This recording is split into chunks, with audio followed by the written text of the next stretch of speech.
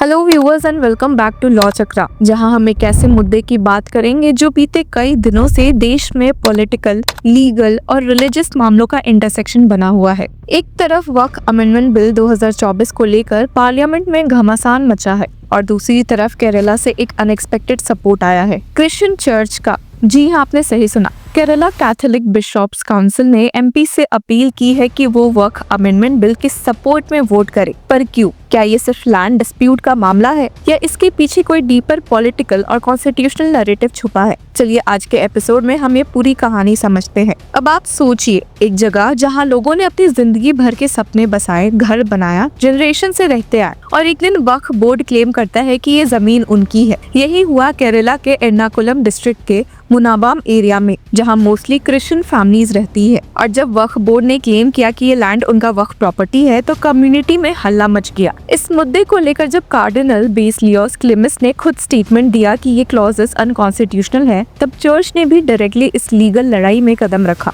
वक्फ board का कहना है कि लैंड पे उनका हक है, लेकिन क्रिश्चियन रेसिडेंट्स का कहना है कि ये लैंड उन्हें गिफ्ट किया गया था और वो इस पर कई दशकों से रहते आए हैं। कार्डिनल क्लेमिस का कहना था फारूक कॉलेज, जिन्होंने ये लैंड बेचा था, उन्होंने डिक्लेयर किया था कि लैंड गिफ्ट की गई थी। फिर वक्फ का क्लेम कहां से आया? ये डिस्प्यूट सिर्फ एक प्रॉपर्टी का नहीं, लीगल प्रोसेस का भी है। जहां जुडिशियल कमीशन बनाई गई थी, उसको भी हाई कोर्ट ने क्वॉश कर दिया। इस इशू ने केरला के पॉलिटिक्स में एक नया ट्विस्ट डाल दिया है। सीपीआई-एम और कांग्रेस दोनों पार्टीज ने लैंड ऑक्यूपेंट्स के सपोर्ट में बयान दिया है, लेकिन आयरॉनिक ट्विस्ट ये है कि इन्हीं पार्टीज ने सेंटर के वक्फ अमेंडमेंट बिल का अपोज किया है। वहीं बीजेपी, जो केरला में क्रिश्चियन सपोर्ट के लिए एक्टिवली कैंपेन्स चला रही है, केसीबीसी के स्टांस को वेलकम कर रही है। यूनियन मिनिस्टर किरेन रिजिजू ने कहा, वक्फ अमेंडमेंट बिल गरीब मुसलमान, वुमेन और बच्चों के हक में है और ट्रांसपेरेंसी लाने के लिए क्रूशियल है। और वहीं अब अजमेर दरगाह के गद्दी नशीन हाजी सईद सलमान चिश्ती ने भी बिल को सपोर्ट करते हुए कहा, वक्फ प्रॉपर्टीज का मिसयूज हो रहा है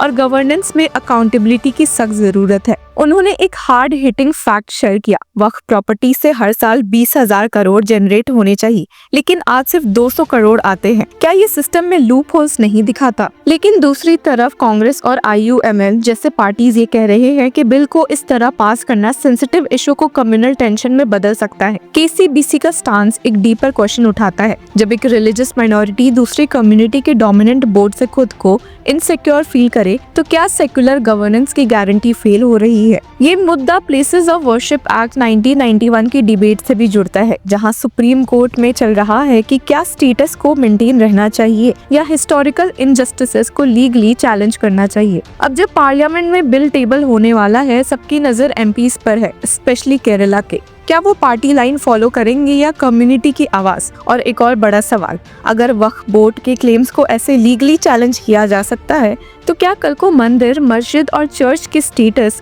भी सिमिलर लीगल स्क्रूटनी से गुजरेंगे? अब इस मामले में यूनियन मिनिस्टर किरेन रिजिजू ने डिटेल में क्या कहा है, चलिए सुन लेते हैं। This is a very important statement and the request letter send by the Kerala Catholic Bishops Council is extremely important for everybody. Many Muslim organizations, Christian organizations, Hindus, Jains, and also Sikh, they are all supporting Waqf Amendment Bill. We must understand that Waqf Amendment Bill is basically for the interest of the poor Muslims, for the children, for the women, and also to ensure that the properties of the Waqf are managed in a transparent, in a very accountable manner.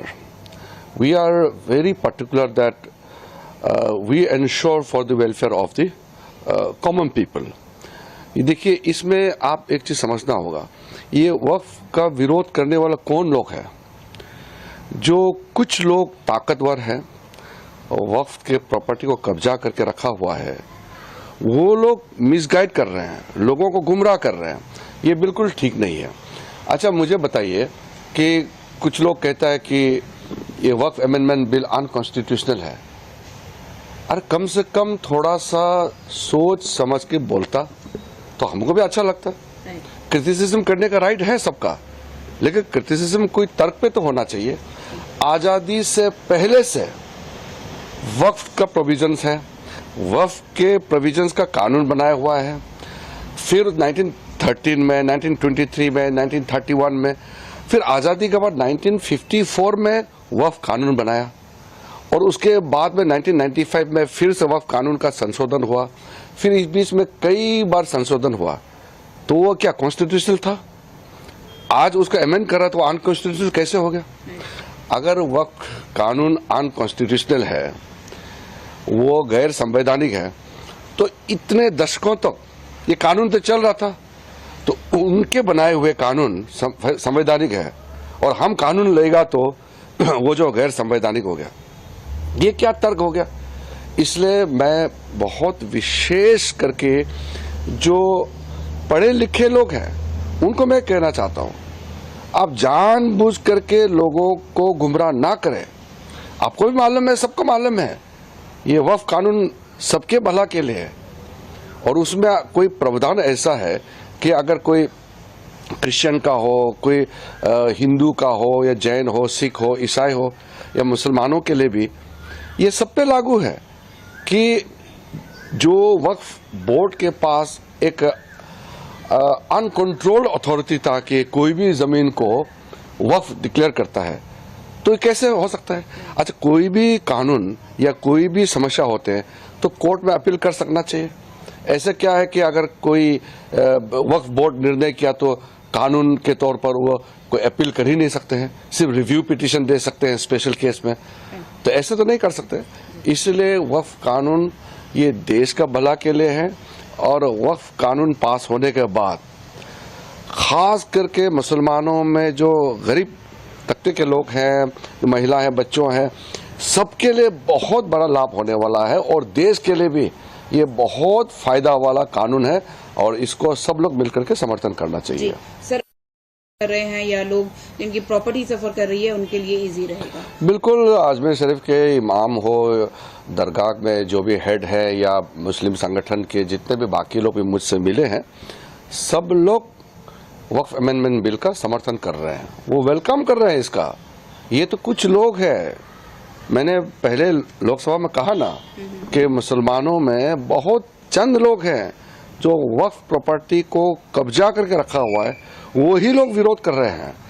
आम मुसलमान दिल खोल करके वक्फ amendment bill का समर्थन कर रहे हैं, ये सबको मालूम है। तो viewers, land disputes, property rights और रिलीजियस बोर्ड्स के बीच की लड़ाई अब सिर्फ लीगल नहीं रही, ये आम आदमी के घर, उसके सेफ्टी, उसकी आइडेंटिटी का सवाल बन चुका है। आपको क्या लगता है, वक्फ अमेंडमेंट बिल एक जरूरी रिफॉर्म है या एक डेंजरस प्रेसिडेंट? क्या ये माइनॉरिटीज के बीच एक और डर का बीज बोया जा रहा है या ट्रांसपेरेंसी का रास्ता बनाया जा रहा है? कमेंट में जरूर बताएं और तब तक के लिए कीप फॉलोइंग लॉ चक्रा।